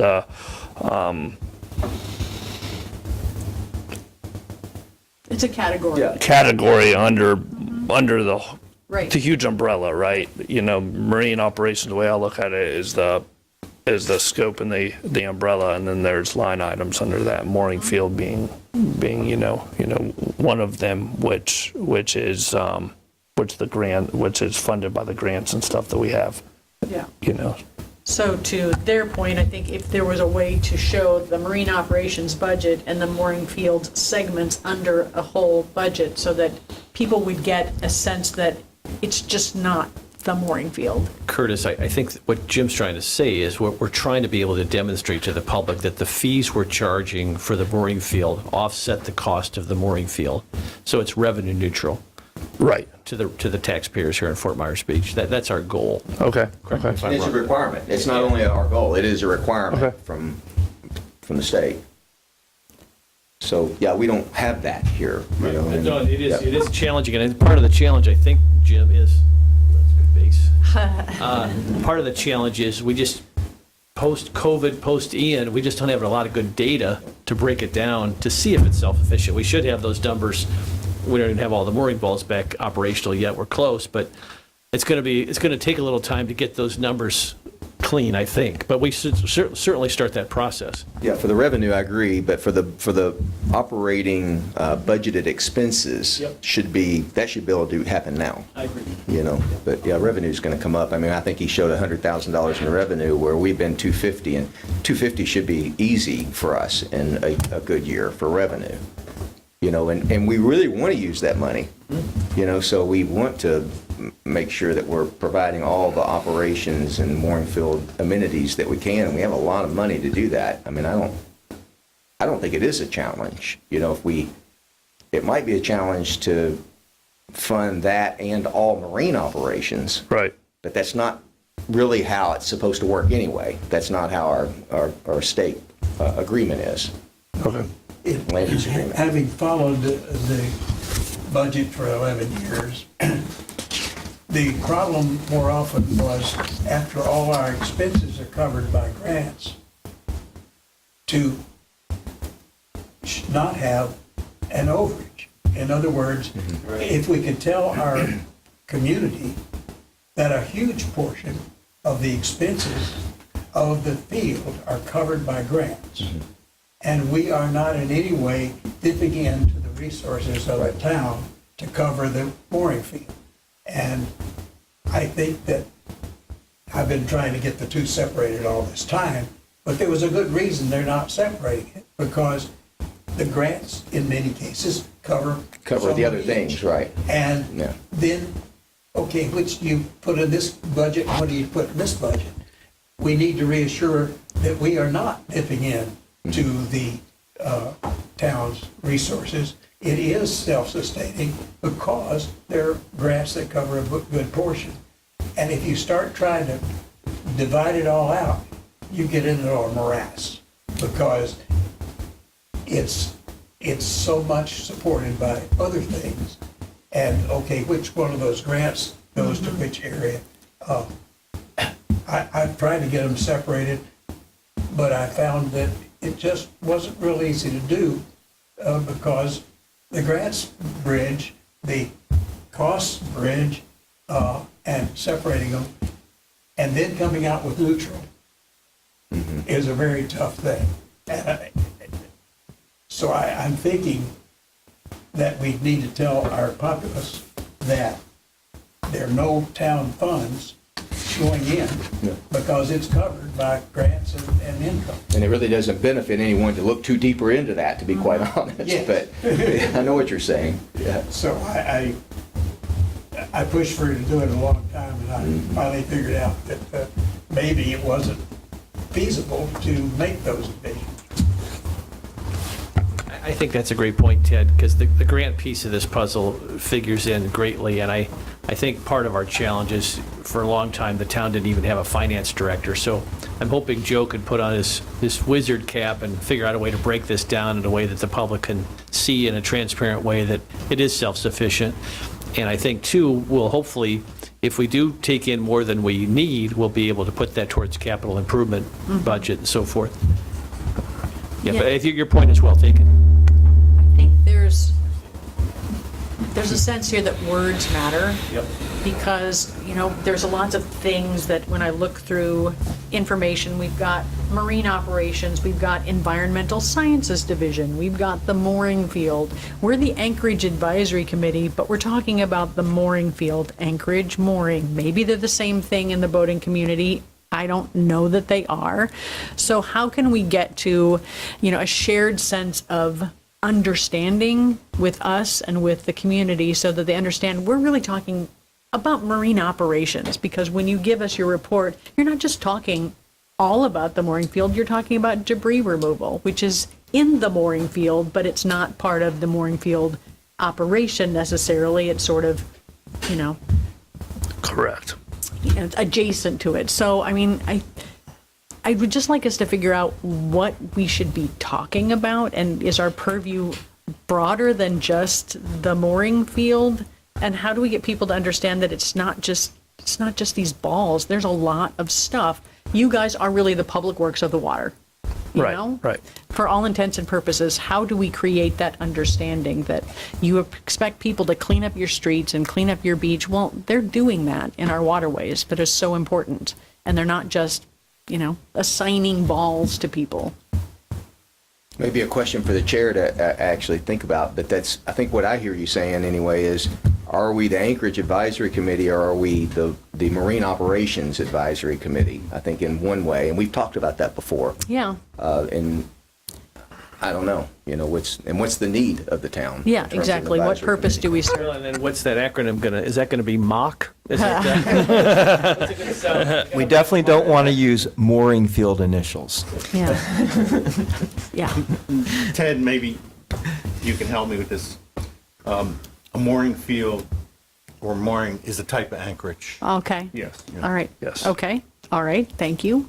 But we are going to be delving into suggestions for water taxis and use of canals and things like that. So it does overlap into some other places. Does it take something from the town council, Jim, to change our Oh my name? goodness, Chris, I when know. Murph tried to change their name, Okay. that went on for, it's doable. Yeah. It shouldn't be as complicated as it was before, but we could certainly do that, yeah. Absolutely. I think you do have to change it at the council level, but Yeah. if that's the will of the committee, I'm sure they'd be happy to accommodate that. I think the big question would be like dredging and things. That's an important topic. So does the Yes. council, see that as being an area where they would want to have an advisory committee to weigh in on and prioritize and things like that? I think as we get to the canals and dredging and all those broader issues, I only speak for me, but I'd be shocked if my colleagues didn't agree that they would defer to this advisory committee for guidance on those issues. Along with other advisory committees, so I don't think we would be in charge of that. They're going to refer to a lot of other advisory committees on that also, I would think. Like who would you think, Sam? Murph? Yeah. Murph, us, and Is there a whoever else, public revenue committee? whoever else it touches. There's an audit committee, but that really isn't germane to the canal issue, I don't think. Certainly they would get their advice, but from a finance standpoint. But I think this committee is very well suited for those issues, and I've said that publicly at the council meetings as well.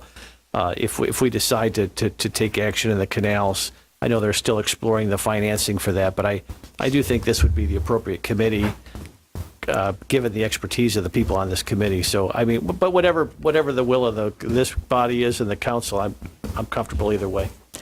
And that kind of brings up my point where it said, down the road when we get to things like this, I think it would be good to have like a joint session with like town council and everything, so we are on the same page and have a good understanding of what we want to do and where we want to move forward to. When we have a better sense of what our broader Correct. vision is going to be, Yes. and the canal issue gets a little bit more ripe, I think that would be a great time to have that joint meeting. Yes. I think we're still kind of Yep. seeing what the broader vision is. I agree. Yep. And I'll get, for our next meeting, I'll get a better explanation of the two marine operations, mooring field, and how we're going to, how that's going to be divided. And because I kind of sense that there's a little bit confusion with the two, right? And what's what. So I'll have a better explanation for that, and I'll get down to the bottom of that. But I would just throw out that, maybe we do become the Marine Operations Advisory Committee, MOAC, rather than AC. Yeah. So, anyway, if that makes sense, but at the very least, I do think we need to sort of define our terms and make sure that we understand what they are, because understanding that transient is a good word in the boating community is new to me. It isn't necessarily, how I would view it in other vernacular. I would observe that our harbor master appears to be the one in charge of all the areas of the marine.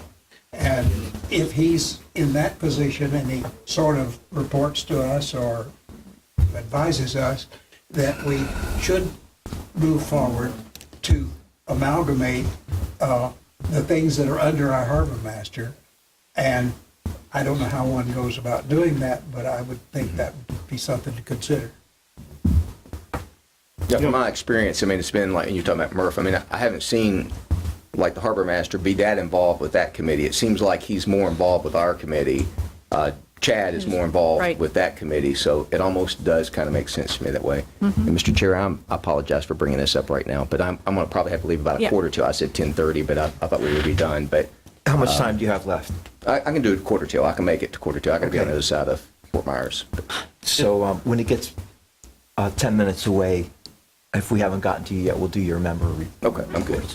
Just one quick point, actually two quick points, and I know we're in a rush here. Maybe something to think about, instead of changing the name of the committee, is changing the defined responsibilities of the committee, which is currently embedded into town council rules. And then one more thing, what has been the percentage of occupancy, if you know that, over the last 4 or 6 weeks, how those amount of mooring balls we had, how much has been used? We've been at right around 50% right now. And do you think that's normal for this time of year? I think so. Okay. I think so. I know that on the weekends we do get, those last minute reservations and stuff like that, and which I love. I'm hoping that down the road that becomes more of a thing, right? And hopefully with the social media stuff, and I think going, into the future and that kind of thing, like with the dinghy docks, and I guess more or less what we talked about with the mooring fields, and I think y'all made up a good point is, seeing if we can bring sponsors in and stuff like that. I think that'll help spread the word a lot more, right? And that's kind of my hope for this thing moving And it will give it an forward. identity, rather Correct. than it's a mooring field, west, central, east. It's this, and it's lively and engaging. Absolutely, That was a good idea. absolutely.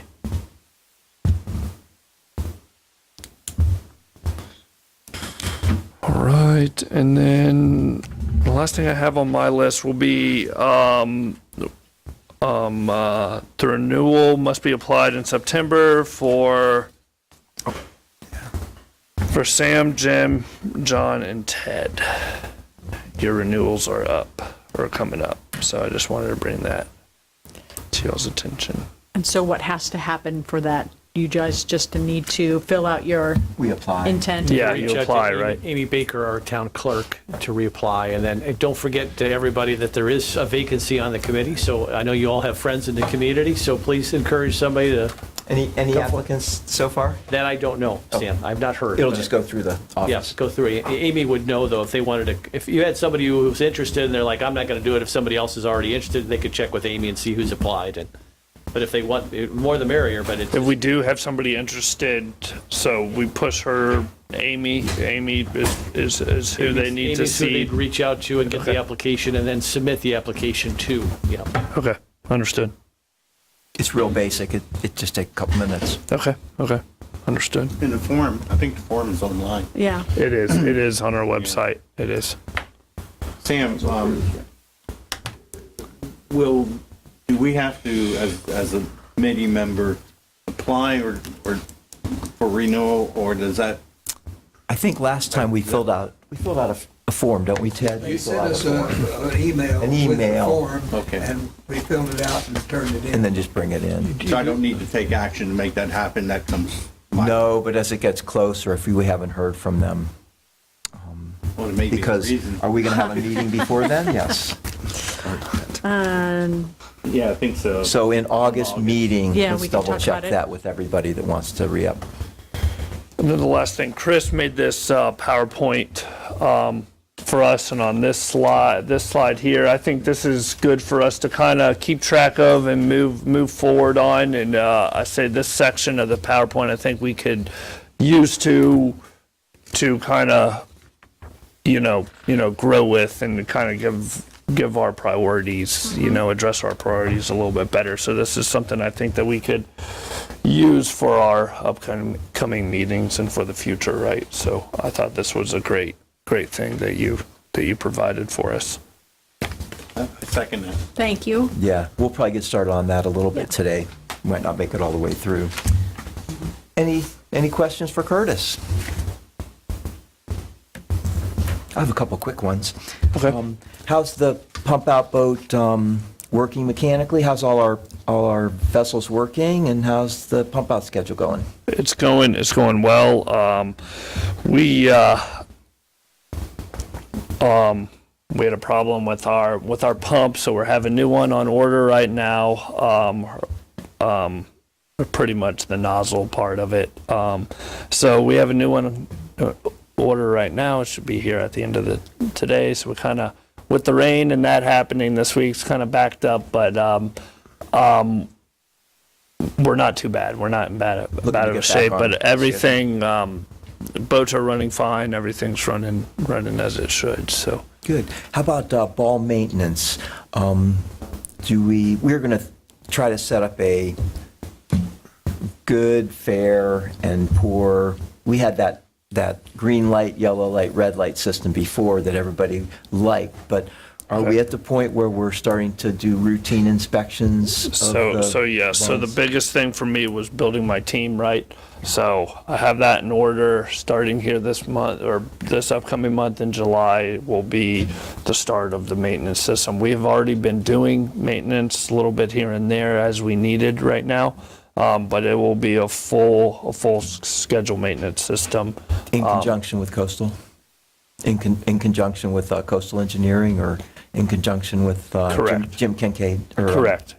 Is it Jim? Yes, Mark. Mark Kincaid, yeah. Yes, sir. Yes, So sir. that's in conjunction with him, the inspections and Yes, the- yes, and making that's sure something I've already had a meeting with him when we talked about maintenance and all that, and what we need to do, and then what they have done too, because they have put in the systems and overseen it throughout since it's been installed, correct? So, He is an expert. yes. Mark is.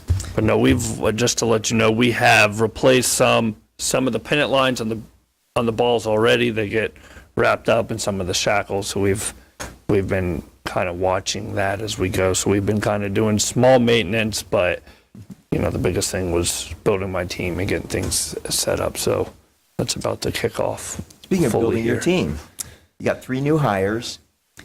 Any certified divers, any licensed Coast Guard captains? So we have one of our hires, Bobby. He's a U.S. Coast Guard captain, 100-ton license. He's coming from the Key West Express, actually. So he's a very qualified individual. And my other 2 guys, they just have boating experience, maritime experience. One of them I pulled from the Public Works, which he's going to be on the team here with me, and he's kind of this person has already been kind of maintaining and doing the stuff between the harbor masters and stuff like that. So he's very knowledgeable and skilled in what he does. And along with the third person as well, he's done a lot of sailing. And both of these other 2 are in the works of getting their captain's license right now. None of us are dive certified right now.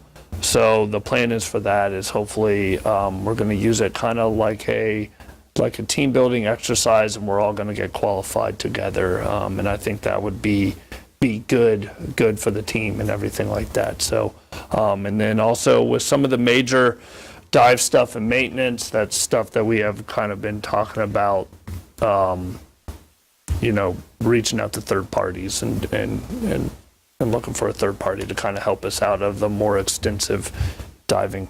In the meantime, Diving stuff. with the diving, is Mark Kincaid and his team doing, if we needed a diver or something, Correct. that would be who we call in? Correct. for now? Yes, sir.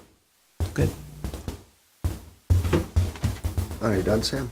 Yeah, any other questions for Curtis? Just a update on the staffing on the weekend?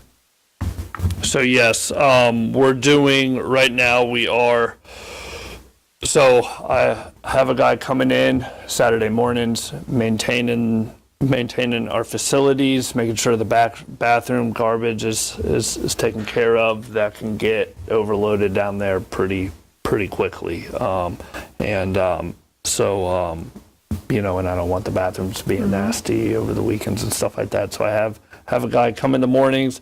He looks at our DACWA, make sure, checks any reservations, that kind of thing, any messages, anything we have to attend to. We do not do any pump outs unless on the weekends, unless it's an emergency situation or something like that, or a special request. So that's the schedule right now. I kind of have him there for about 3 or 4 hours in the morning time, and then the rest is kind of on call. We can do everything by DACWA if we get reservations and stuff like that. So it's a monitoring thing after that. Right now that might change here with my new team, and something that I'm looking at. I think the concern from one of the business managers that came to see us was his staff being asked a lot of questions about the mooring field and whatnot, and that he was just concerned. I don't know if we had it staffed at that time or if we didn't have it staffed, but that's what his concern was. That was a couple of meetings ago. That was the guy from Matanzas. Yeah. Okay.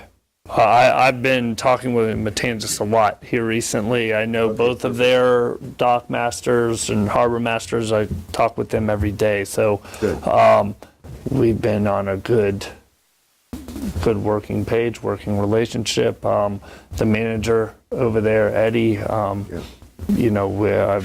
he's the one that I've talked to with the dinghy dock and stuff like that. So I think all that has kind of hopefully has changed since he has came in, and I believe that might have been before I was here, right? Yep. So I'm sure it was. And then there we were having, it was slow going to open up the boat ramp on, I believe, Coconut Street. Is there any update on what's going on with that one? Yeah, we're still working on that. We're, as far as I know, we're not there yet. That's something I'll have to get with Chad about. But as of right now, Coconut Street boat ramp, we're not. That's still closed. There's some things we got to look at. We've been trying to work to see if we can get it covered through FEMA funding, but it's hard to kind of justify if it was hurricane related or not. And I think that boat ramp was kind of like a man-made thing, and it's hard to justify. So there's some things we're kind of looking at with that, and how we need to go about it and fixing that. So Okay. I don't have too much of a report on that right now. Thank you, Curtis. You're welcome. Just Did you have anything while we got you? No. Russ? Thanks, Chad.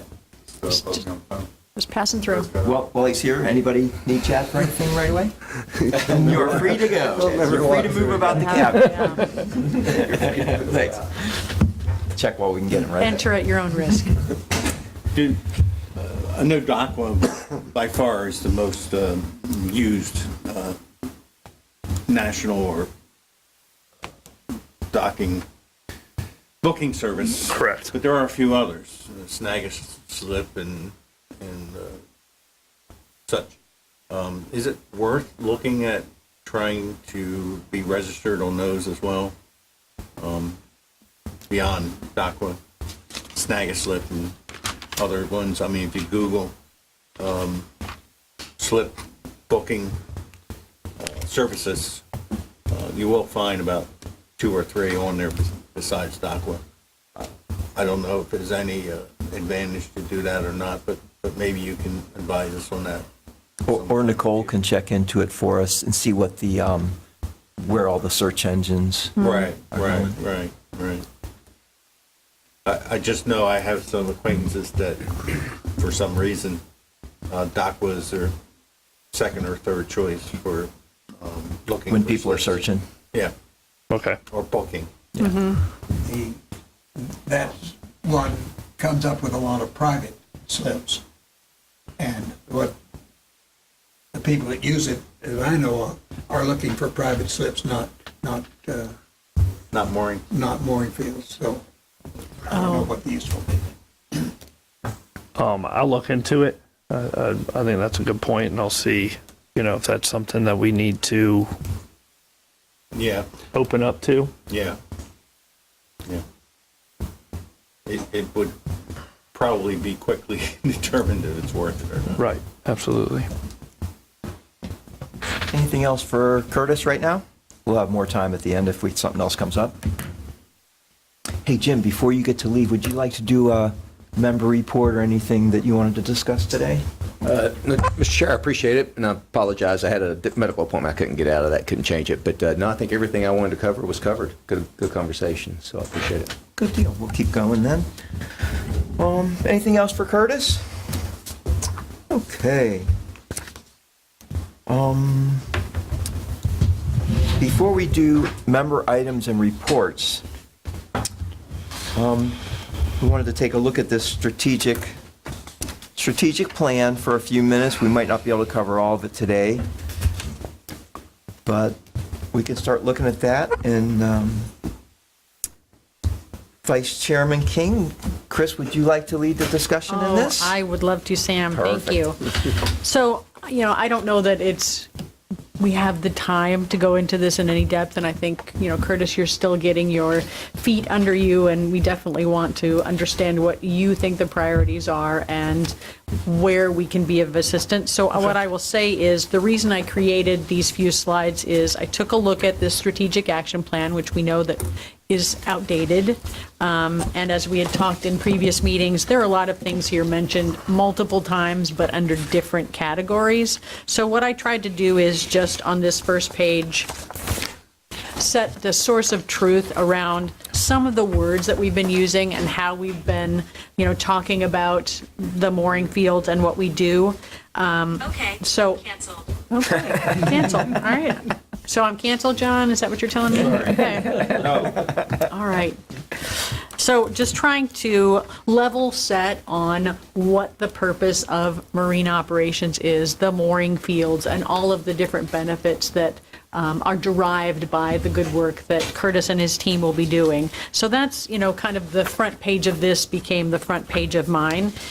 Then on the last page, what I did is, these were the items that were listed somewhere in the strategic plan that I think we probably need to recognize as part of our roadmap forward. What are we doing now? What are we doing next? What are we doing later? There's an order of operations to things that people don't always understand, that I can't do that yet until I do this other thing. Right. So for the purpose of transparency, let's just be open about the types of things that we think are on the plate and when we'll get to them, so that people aren't expecting us to get to something we can't yet. And then this is really just sort of that now, next, later sort of format. And as Absolutely. I explained to Curtis, it's what people in technology use when they're putting their roadmaps together. They're usually thinking in 2-month sprints. Here's what we're going to do with this 2 months. Here's what we're doing next. I think we can be a little broader in what we're trying to accomplish and think maybe in like 6-month chunks, maybe quarters. I don't know, whatever makes the most sense for Curtis. Absolutely. But this just might be something, especially this last page, for everybody to look at and say, are there other things that I've missed here that we want to start talking about in August? Curtis can come back with his thoughts and maybe give us a little bit more of understanding on that order of operations, what you're being asked to do, and where those things fall in your priority. Will do, absolutely.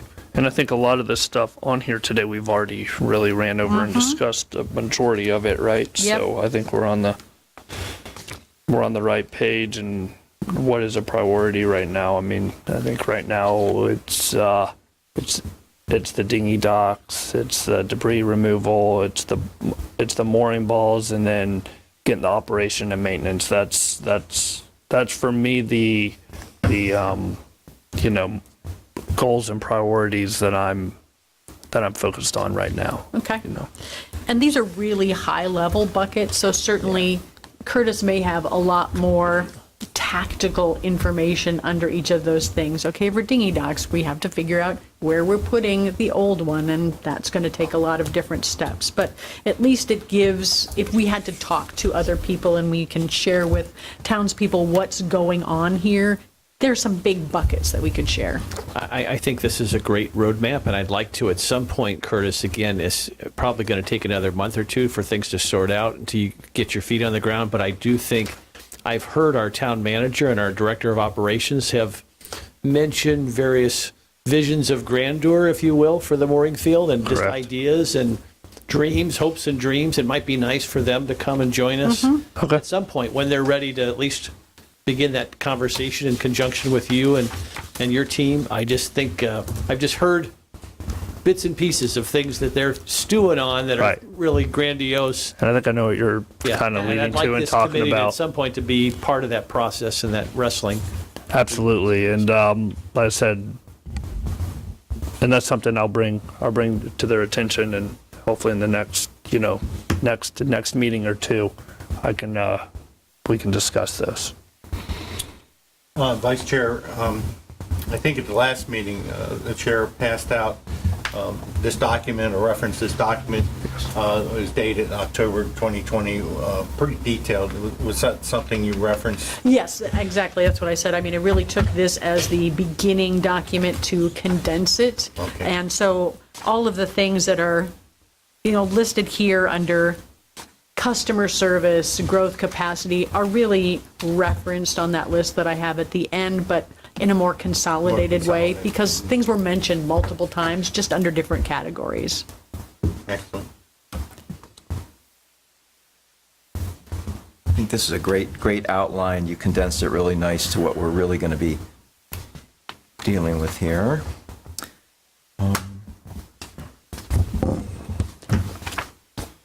Did you want to continue that, or we'll just take No, it as I we think, go? I think As we really go? should talk about it more at Yeah. our next meeting, Yep. when Curtis can come back and, And we'll this have This is another- something I had this saved, at least this this Yeah. slide, right? So in the next meeting, I'll throw this in there Yeah. in here in our That'd be packet terrific. as well. So Yeah. it'll be an ongoing thing in our Yeah. packet probably, so. And as you think of things between meetings, just jot them down and we'll discuss them. And I was just say, and if there are words that I used on this that are not the right words, it's not the vernacular that we need to use when we talk to people, please feel free to mark that up as well. Okay. Regarding the joint session with council, we're only one away from a quorum here. But I think we're right about that joint session. That would be a little premature. There is going to be a Right. bunch of stuff coming up. Fortunately, with Jim as our liaison, everything that's important, that's really critical, seems to get through to the meetings, and, I think you're doing a great job with that. So I don't think there's any need to have that, particular meeting, but when the time comes, Absolutely, we're absolutely, ready. yeah. We're ready for that, and sounds like there's some things in the works that we'll be hearing about in the next couple months. And I'm not, I think they're planning some ideas that aren't ripe yet, that they're still wrestling with, but I don't have any granular detail, but I do know that it's out there, and it's positive, but nothing is concrete yet, so I don't want to be premature on it, but I do think it's going to fit into Chris's roadmap very nicely, I think. Yes. Yep. Our Yeah, roadmap. there's some discussions that we've been talking about, but it's nothing set in stone. It's just ideas that we're kind of floating around right now. Once that gets more concrete, I'll That's bring it good. to y'all's attention. Even though we can't talk amongst ourselves, anybody that has any ideas, approach Curtis or our council members, and, every idea is a good idea until it isn't. Right. And that brings up a point, Sam, I was going to question this. If we have thoughts that maybe will help inputs here, is it appropriate to email those to you, or do they need to be presented? We can't talk amongst each other. Okay. So But you could send them to you can Curtis. email Right. to, Yeah. or all of council, and, because they may receive them differently and have different other ideas. Whatever you want to do, John. I mean, Curtis, and then to send it to me, whatever you're comfortable doing. Copy the committee. No, I don't No, think you can't copy the committee. Yeah, can't. That's the only thing. We're not allowed to talk amongst ourselves. But I can with sunshine give between Chris meetings. input, or No. Yeah. You can No. send it to No. me, like Chris, she sent me this PowerPoint Chris actually Okay. did. And so she sent it to me for the meeting, and that's how that I might looked be- at it and put it in. Yeah. in our that's the more agenda. appropriate. Yeah, as Okay. bizarre as it sounds, you can't talk to Chris outside these public gatherings Yeah. related No to direct. Anchorage issues, yeah. Just- Seems odd, but it is. No, I needed that definition. Appreciate it. It's very tempting, because you want to talk about it all, but You can talk. that's to what her. Jim's great for. You can always talk to Jim. And you can talk to any council member, anybody on the staff, or just can't talk to each other regarding any item that might come before the committee. Yeah.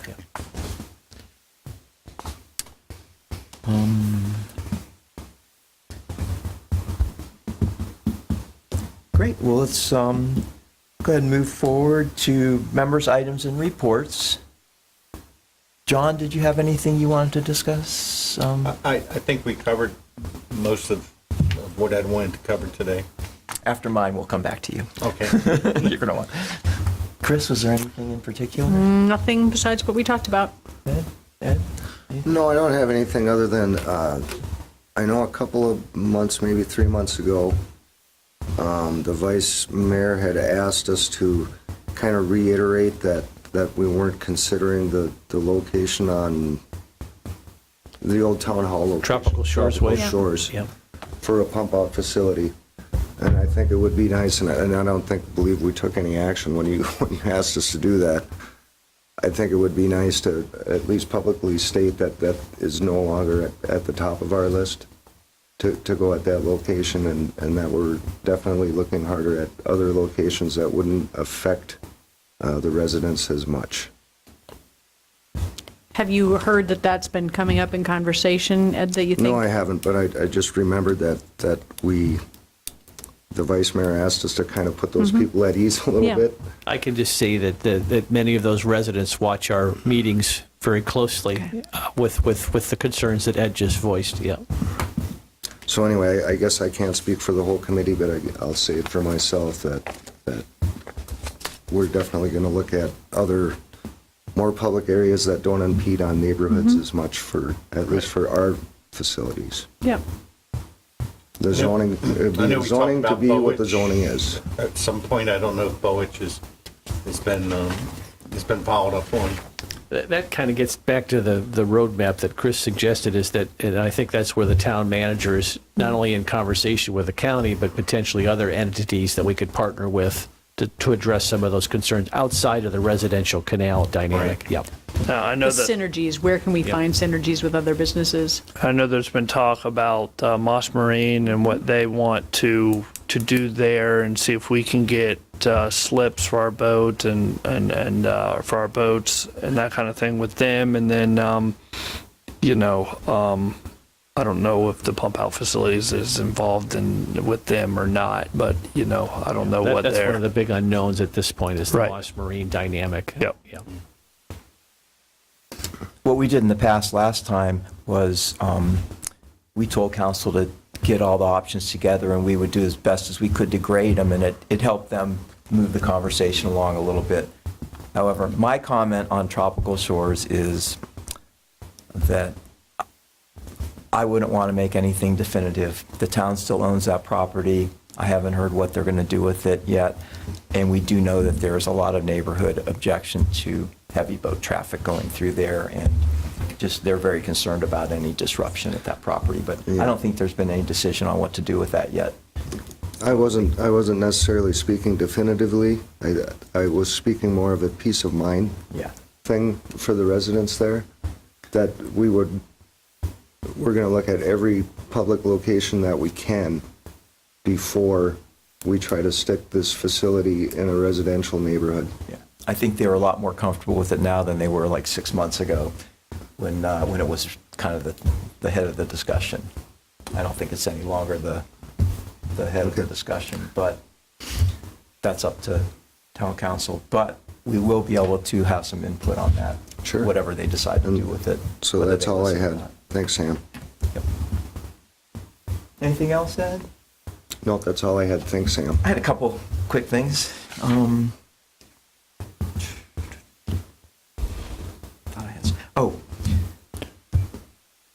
Regarding water taxis and use of residential canals, it's probably going to come up at some point of how it's already come up with, Charlie Brown's canal, and other came up today with residential canals. One thing I think town council should look at is what are the boundaries and what are the rights of, I'm not sure there's anything that is actually a private canal. There's residential canals and there's commercial canals, and it seems like the discussion is going more towards trying to gear it to commercial canals. So if there is no restriction on residential canals, at that point, it would probably be on councils, to try to negotiate, to try to have the least amount of damage in any residential canal at all. And I think you've already discussed that somewhat. Yeah, that's certainly the intent of the council, is to have the residential canals, even though it's more of a public benefit, if you will, as you get into these public benefit negotiations with the developers. Leaving those private or residential canals residential is a part of that conversation. So, yeah, it's in each one is going to be unique, and of course, a lot of this one of the solutions that I get excited about is that you don't need to use some of for the London Bay, for example. You don't need to use those residential canals because you've got Fishtail Marina right there. You can drop your folks off there. You can just take a little shuttle over to the outrigger, and you can avoid utilizing those residential canals relatively effortlessly and still accomplish all your goals. So, but yeah, your point's well taken, and I think that's going to be almost on a case-by-case basis, depending on what the event is or what the need is. But yeah. I think council's on track with trying to make arrangements. and Certainly make- try to and minimize it. Total benefit for everybody on those, and understand that people on those residential canals are concerned, not only about the traffic and the noise, but about the width of some of them also, and what kind of boats are going to be coming No, in and out. the people have been very vocal about their concerns. Quick announcement, this is the 20th anniversary of the mooring field. Oh, wow. So hopefully this year in April, we'll have a Cruisers Appreciation Party again. There should be balloons. What? Okay, just another reminder that there is no meeting in July. August 26th, which is the normal fourth Monday. And then September will be a special date. That'll be September 16th. And after that, I think we're back on our regular schedule, which is now the fourth Monday of every month. Yes. And whether we change the name or not from the Anchorage Advisory Committee to any kind of marine thing, council has invited us, since we're an advisory committee, to comment pretty much on anything related. So we can get in and out of our areas depending, it doesn't matter what our name is, if it's related in any way to the mooring field or boats or what have you. We're open to be able to talk about that.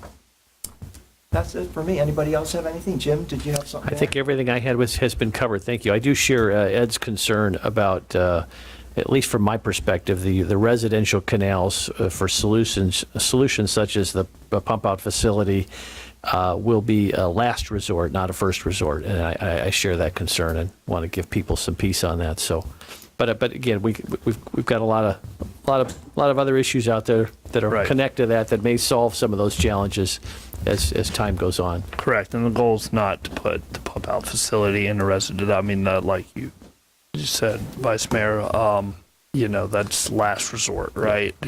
So we're seeking other options first. So. Anything else from any other members, staff? Just one quick comment. Again, I want to reiterate that if there's any meetings associated with the ferries or possible town water taxis in the very early seed stage, I offer my assistance or services to help you. And that's much appreciated, John. My goal is to have the operators come before the Anchorage Advisory Committee as soon as they're comfortable. I know they got invited on Beach Talk Radio the other day, and they said, gosh, we're still a couple months away from Right. discussing this publicly.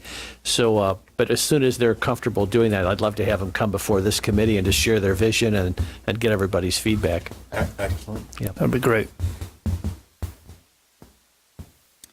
Okay, anybody else have anything? Is there any public comment? We do have, there's one in the crowd. There's always one. Councilman John King at the mic. John R. King, 8402 Estero Boulevard. I just want to state that not only is the vice chair very attractive, but she's very intelligent, and that her husband's very lucky to have her, and if she'd like a ride home, I'm available. Jim, thank you for giving her a ride here today. And what, no cake on a 20th anniversary? Come on, folks. Yeah. Thank you. And a happy anniversary to the Kings. And all the other couples that had anniversaries this week. Everybody must have got married on the same week. Any other public comment? Any other members or anything? Do I hear a motion for adjournment? Also move. By Ed, Second. second by Chris. All in favor? Aye. Aye. Any opposed? Passes unanimously. It's 10:59. And that's how you Meeting say adjourned.